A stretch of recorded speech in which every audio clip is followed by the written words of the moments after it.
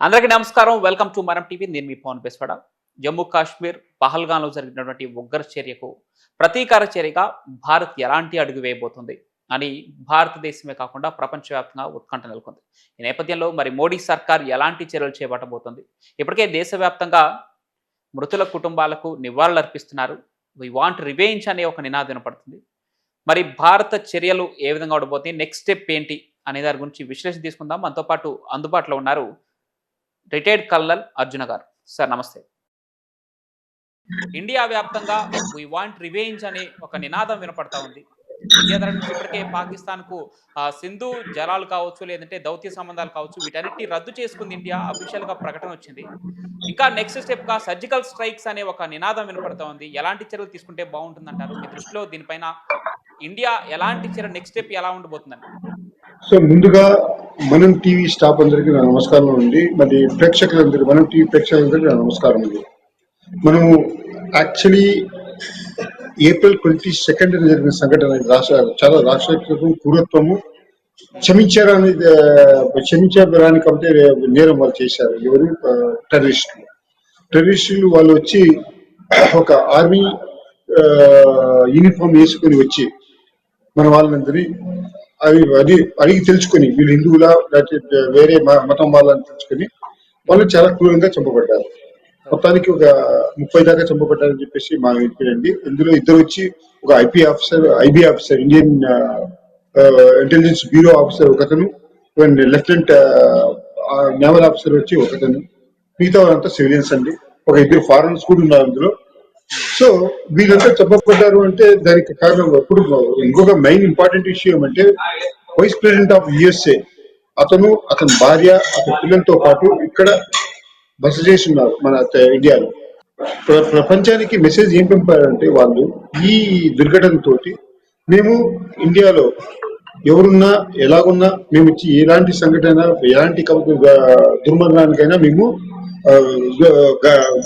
ఇది ఘాతకానికైనా మేము రెడీగా ఉంటాము అనే మెసేజ్ వాళ్ళు పాస్ చేశారు.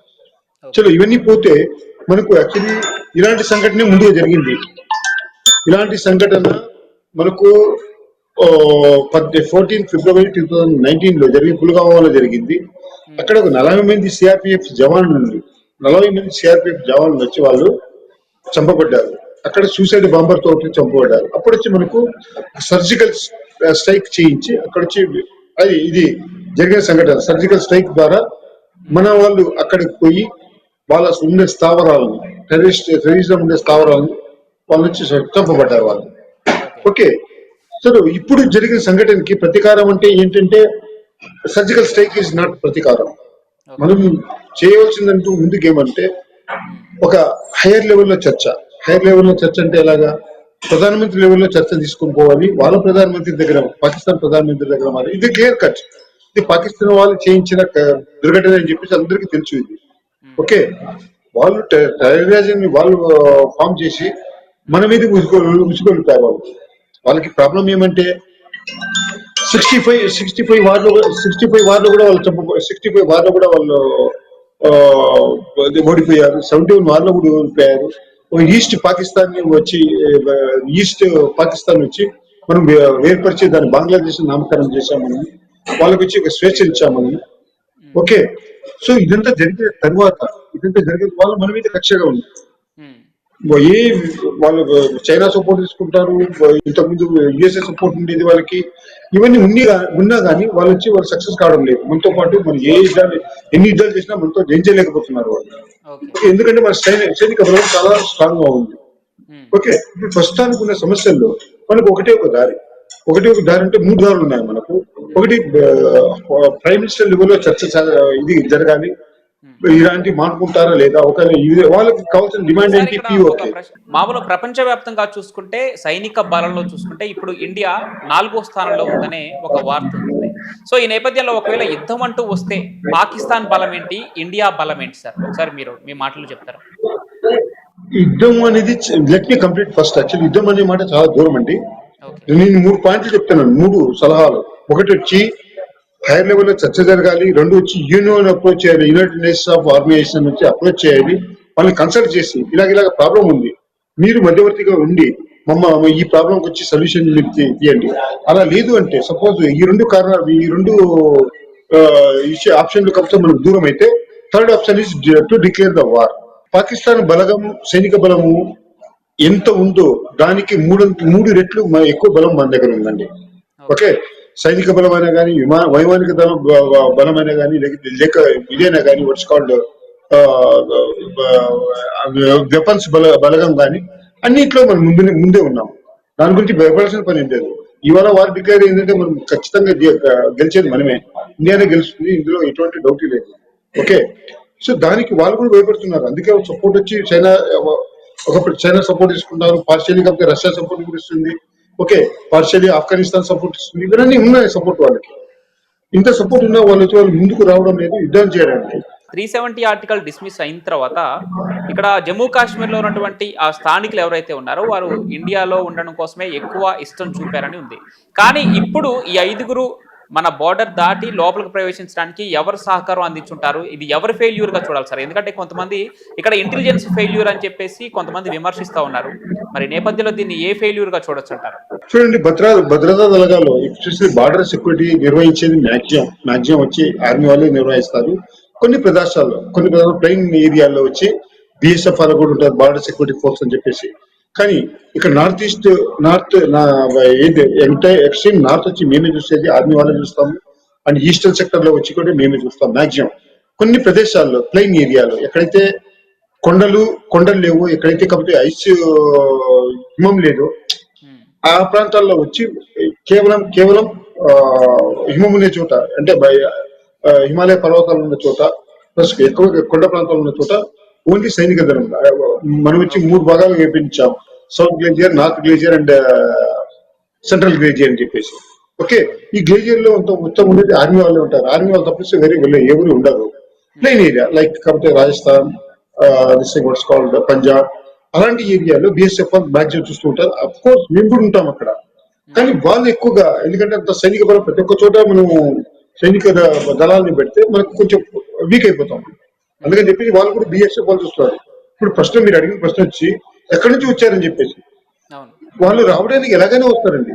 వాళ్ళు రావడానికి పెద్ద ఈజీ కాదు. ప్రతి ఒక్కరే వాళ్ళు వచ్చి తీసుకొచ్చి ఇండియాలో వదిలేరని చెప్పేసి అలా కాదు, ఏ రూపంగానే వాళ్ళు వస్తారు. ఇలా పాస్పోర్ట్ వాళ్ళు తయారు చేసి బై ఎయిర్ అన్నా వస్తారు, బై షిప్ అన్నా వస్తారు, లేకపోతే కాలినడకన్నా వస్తారు. వాళ్ళు రావాలి, వాళ్ళు ఏ తీసుకొని సక్సెస్ చేసుకోవడానికి ఏ రూపంలో ఎటువంటి దారినైనా తీసుకుని వచ్చేస్తారు వాళ్ళు.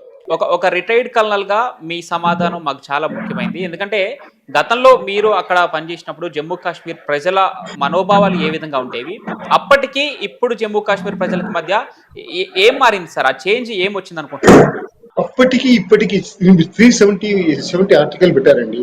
There is no changes. అక్కడ ఎలా ఉందంటే 370 ఆర్టికల్ ముందు పెట్టక ముందు ఒక ఇది ఉండేది. అక్కడ ఒక నాన్ జేఎండ్కే పర్సన్, సపోజ్ నేను పోయి అక్కడ పోయి ఏది ఎక్కడటువంటి ఒక ప్లాట్ కానీ, ఒక ఇల్లు కానీ, లేకపోతే ఏది కానీ, ఒక భూమి కానీ ఎక్కడ కొనలేను నేను. That was before 370. When 370 article imposed, ఇండియాలో ఎక్కడున్నా కానీ, తమిళనాడు అయినా కానీ, కర్ణాటక అయినా, ఆంధ్రప్రదేశ్ కానీ, తెలంగాణ అయినా, ఎవరైనా కానీ అక్కడ పోయి మనం వచ్చి ప్రాపర్టీ కొనవచ్చు. This is the difference between imposing of before imposing of 370, after imposing of 370. Okay, so మనం పోయి ఇప్పుడు వాళ్ళకి ఏం ప్రాబ్లం అంటూ లేదు. ఇక్కడ వచ్చిన ప్రాబ్లం వచ్చి PoK problem, Pakistan occupied Kashmir. అది ఒక పీస్ ఆఫ్ మన 71 వార్ ఇది ఉన్నప్పుడు మనము లాహోర్ దాకా వెళ్ళాము. కానీ లాహోర్ మనం వచ్చి కబ్జా చేసుకోలేదు, అంటే మనం ఆక్రమితం చేసుకోలేదు. కానీ వాళ్ళు వాళ్ళ సైన్యం కొద్దిగా వచ్చి ఇక్కడ పిఓకే ఆక్రమించుకున్నారు. ఆ టైంలో వాళ్ళు యాక్చువల్లీ వదలాల్సింది. ఆ టైంలో ట్రీటీ ఏం జరిగింది, ఎలా జరిగింది, ఇదంతా మనం వచ్చి ఇప్పుడు మనం దాని గురించి చర్చించడానికి మన దగ్గర అథెంటికేటెడ్ ప్రూఫ్ లేదు. వాళ్ళు చట్టపరంగా, న్యాయపరంగా వాళ్ళు వచ్చి ఆక్రమించుకున్న ప్రాంతం, దట్ ఈస్ పిఓకే, వాళ్ళు వదిలి వెళ్లాల్సింది, వెళ్ళలేదు. ఈ ఉదంతంలో వాళ్ళు టార్గెట్ చేసింది హిందువులని అని చెప్పేసి ఒక వాదన పడుతుంది. ఎందుకంటే వారు ముస్లింసా కాదా అని చెప్పేసి కల్మా చదవమని చెప్పేసి చదవలేని వాళ్ళని కాల్చి చంపారని, అదేవిధంగా ఈ సంఘటన అంటే ఈ కాల్చి చంపిన దాన్ని వెళ్ళి మోడీకి చెప్పండి అని చెప్పేసి వాళ్ళు కొంతమంది అక్కడ ఉన్నటువంటి ఆ పర్యాటకులతో అన్న విధానం చూస్తుంటే దీన్నంతా ఎలా చూడాలి సార్? అంటే వాళ్ళు దేని టార్గెట్ గా దిగారు ఎలా చూడాలి? ఇది టోటలీ క్రూరత్వం అండి. వాళ్ళు actually right from the beginning, the day one after independence, the day one వాళ్ళు వచ్చి మన మీద కక్షతో ఉన్నారండి. కక్షతో ఎందుకున్నారు అంటే ఫస్ట్ వచ్చి బైపరేషన్ కాకుండా ఉండాల్సింది ఆ టైంలో. Because of that prime ministership post కోసం ఆ టైంలో బైఫర్కేషన్ జరిగింది. ఆ టైంలో మన దగ్గర ఉన్న ముస్లిమ్స్ వాళ్ళ దగ్గర వాళ్ళకి పంపించేసాము, వాళ్ళ దగ్గర ఉన్న హిందువులు కొంతమంది ఇక్కడ వచ్చి అంటే బేసింగ్ ఆన్ దేర్ విల్లింగ్నెస్ వాళ్ళని జబర్దస్త్ పంపించేసాం. ఇవన్నీ ఖచ్చితంగా అక్కడి నుంచి స్టార్ట్ అయ్యాయి. ఒక ఈ హిందువులు ప్రస్తుత జరుగుతున్న కాకపోతే అయోధ్య గాని, లేకపోతే ఇక్కడ గాని అయోధ్య రామ మందిరం గాని, లేకపోతే ఇక్కడ ప్రయాగరాజ్ లో గాని కొన్ని మనం జరుగుతూ ఉన్నాయి. వాళ్ళకి అప్పట్లో ముస్లిం రాజులు వచ్చి వాళ్ళు వచ్చి మన గుళ్ళ మీద దాడి చేసి, మన టెంపుల్ మీద దాడి చేసి వాళ్ళు జబర్దస్త్ అంటే చాలా దీనిగా గుళ్ళు మసీదులు కట్టారు గుడి పక్కనే. కరెక్ట్.